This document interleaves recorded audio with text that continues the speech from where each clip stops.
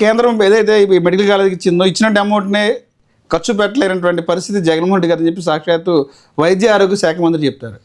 కేంద్రం ఇచ్చినటువంటి medical college ఏదైతే అమౌంట్ ఇచ్చి గ్రాంట్ ఇచ్చిందో ఆ గ్రాంట్ కూడా పూర్తిగా ఖర్చు చేయలేనటువంటి పరిస్థితి జగన్మోహన్ రెడ్డి చెప్పారు.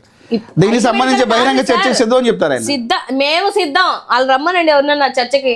మేము నేను సరిపోతాను, అధికార ప్రతినిధులు మేము చాలు, మళ్ళీ ఎవరు కూడా అవసరం లేదు. 5 మెడికల్ కాలేజీలు కంప్లీట్ చేశారా లేదా?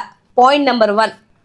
2023 నుంచి 24, 24 నుంచి 25 అడ్మిషన్స్ జరిగాయా లేదా? Point number 2. రీసెంట్గానే ఎన్ఎంసి 60 సీట్లు ఇచ్చారా లేదా? Point number 3. ఇప్పుడు ఇవాళ మీరు మాట్లాడుతున్న పులివెందులో ఉన్నటువంటి ఆల్రెడీ కంప్లీట్ అయినటువంటి ప్రభుత్వ మెడికల్ కాలేజీకి ఎన్ఎంసికి మాకు సీట్లు వద్దని లెటర్లు రాశారా లేదా?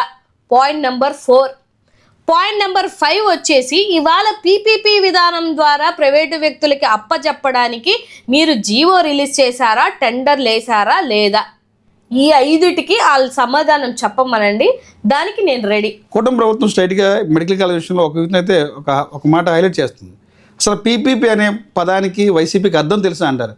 సాక్షాత్తు జగన్ గారికి కూడా.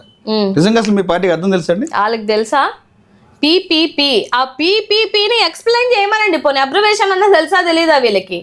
ఇప్పుడు ఏమంటున్నారు సార్, ఇప్పుడు ప్రైవేట్ వ్యక్తులు వస్తారు, ఓకే ఫైన్, ప్రైవేట్ వ్యక్తులు వస్తారు. నిన్న కోర్టు ఏం చెప్పింది? అసలు వీళ్ళు చేస్తున్నటువంటి తతంగాలు అందరికి అర్థమైపోతున్నాయి, కోర్టుకే అర్థమైపోయింది. ఎందుకు 99 పైసలకి ప్రైవేట్ వ్యక్తులకి అప్పు చెప్తే ఏం చెప్పారు? ఒరే నాయన, ఎంతమందిని పిలిచారు, ఎంతమంది కంపెనీలని ఇన్వైట్ చేశారు, ఈ ఒక్క కంపెనీకే ఎందుకు ఇస్తున్నారు, అసలు 99 పైసలకి ఇవ్వడం ఏంటిది, అన్ని ఎకరాలు ఎందుకు ఇచ్చారని ఇచ్చిందా లేదా అంటే అర్థం ఏంటిది? కోర్టుకు అర్థమైంది, జనాలకు అర్థం అవ్వదా?